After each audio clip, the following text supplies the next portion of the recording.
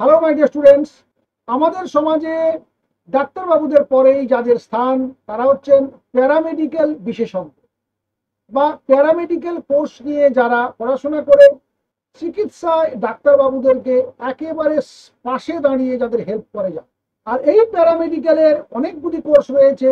আজ তার মধ্যে একটা গুরুত্বপূর্ণ কোর্স পিএমএলটি এবং ডিএমএলটি কোর্স নিয়ে আমরা আলোচনা করব। ডিএমএলটি কোর্স মানে ব্যাচেলার ডিগ্রি, আর ডিএমএলটিটা হচ্ছে diploma, bachelor medical laboratory and technology, আর diploma in medical laboratory and technology এটা 2 বছরের কোর্স, আর ব্যাচেলার ডিগ্রিটা হচ্ছে 3 বছরের course, under graduate course. Eligibility ক্রাইটেরিয়াগুলো কি?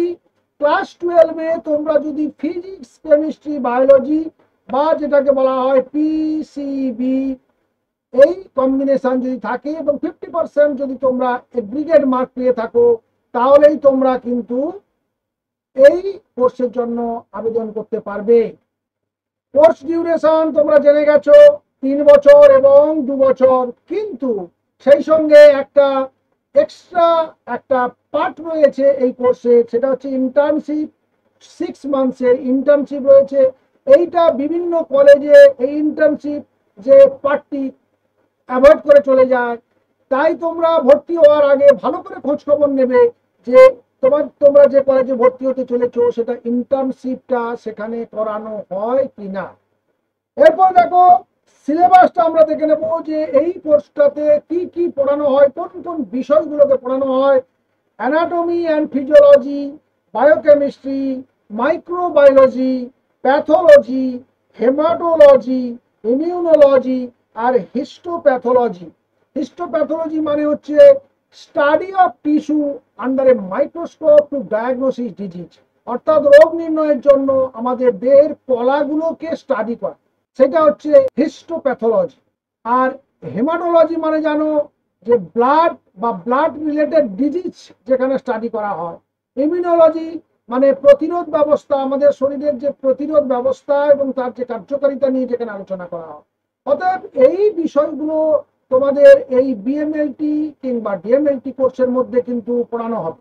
একদিন আগে আমরা এই চ্যানেলে একটা ভিডিও আপলোড করেছি, state medical faculty of West Bengal entrance examination শুরু হতে চলেছে। সেখানে দেখবে কলেজের নাম রয়েছে এবং সেই কলেজগুলোতে গভর্নমেন্ট এবং প্রাইভেট কলেজগুলোতে কিন্তু পড়ানো হয়। এবং গভর্নমেন্ট কলেজে অবশ্যই পড়ার জন্য তোমরা চেষ্টা করবে, তার জন্য কি ক্রাইটেরিয়া কি করতে হবে তোমাদেরকে সেটা আমরা জানিয়ে দিচ্ছি। আর গভর্নমেন্ট কলেজে প্রাইভেট কলেজের মধ্যে পড়াশোনার জন্য এই যে কোর্স, তার জন্য বেশ কিছুটা টাকা পয়সা খরচ করতে হয় বা ফিস লাগে। সেটা হচ্ছে গভর্নমেন্ট কলেজ হলে 25 থেকে 30 হাজার অথবা সর্বাধিক 50 হাজার টাকা পর্যন্ত খরচ হতে পারে।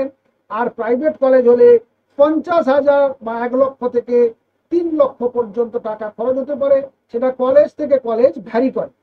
এরপরে দেখো অ্যাডমিশন প্রসেস, অর্থাৎ তোমরা গভর্নমেন্ট কলেজ যদি পড়তে চাও তাহলে জেন পাস, SMAWBEE যেটা বলেছিলাম state medical faculty of West Bengal entrance examination, CUET, এই সমস্ত পরীক্ষার মাধ্যমে তুমি যদি ঢোকো তাহলে সেটা গভর্নমেন্ট কলেজগুলোতে তোমার চান্স পাওয়ার সম্ভাবনা বেশি থাকবে।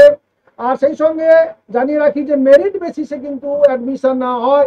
গভর্নমেন্ট কলেজ ছাড়াও প্রাইভেট কলেজগুলোতে তোমরা মেরিট বেসিসে অ্যাডমিশন করার সুযোগ পাবে, কিন্তু তার ফিসটা অনেক বেশি, সেটাকে মাথায় রাখতে হবে। আর 2 নম্বর হচ্ছে ইন্টার্নশিপ ওখানে হয় কিনা সেটা জেনে নিয়ে তোমরা ভর্তি হতে যাবে। আর তারপরে দেখো জব অপরচুনিটি কোথায় রাখছে না, lab technician, laboratory manager, railway lab assistant, research and development lab assistant আর অ্যাসিস্ট্যান্ট প্রফেসর, এই সমস্ত ডেজিগনেশনে বা এই সমস্ত পোস্টে তোমরা সুযোগ পেতে পারো যদি তোমরা জব করতে চাও, চাকরি করতে চাও।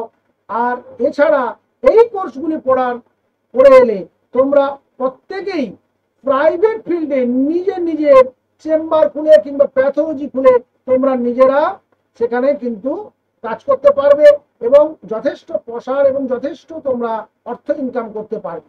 আর এই তোমরা যদি মনে করো যে না আমরা এটা পড়ে আসার পর আমরা চাকরি করব, তাহলে কোথায় খুঁজবে? গভর্নমেন্ট প্রাইভেট হসপিটালে, প্রত্যেকটা হসপিটালে বা গভর্নমেন্ট হসপিটালে অবশ্যই এই সেকশনটা রয়েছে তোমরা জানো।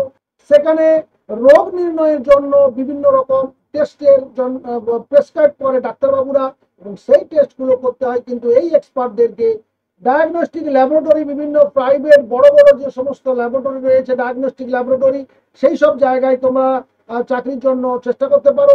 বড় বড় সমস্ত যে রিসার্চ অ্যান্ড ডেভেলপমেন্ট সেন্টারগুলো রয়েছে তার প্যাথোলজিক্যাল সেকশনে বা ল্যাবরেটরিতে তোমরা চাকরির জন্য আবেদন করতে পারো।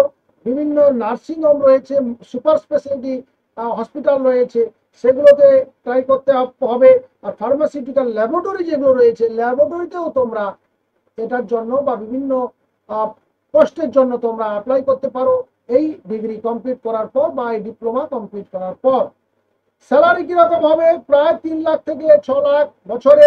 ডিএমএলটি হলে একটু কম হবে। আর এইগুলো প্রথম প্রাথমিকভাবে, এরপর তোমার দক্ষতা অনুযায়ী তোমার স্যালারি বাড়বে। আর এই সমস্ত যে ফিল্ড, প্যারামেডিক্যাল ফিল্ডে তোমাকে যদি প্রচণ্ডভাবে তুমি দক্ষ হয়ে ওঠো, তোমার স্কিলটা যদি খুব সাংঘাতিক পর্যায়ে চলে যায়, তাহলে তোমাকে কেউ আটকাতে পারবে না। সে তুমি জবের জন্য সর্বাগ্রে বিবেচিত হবে।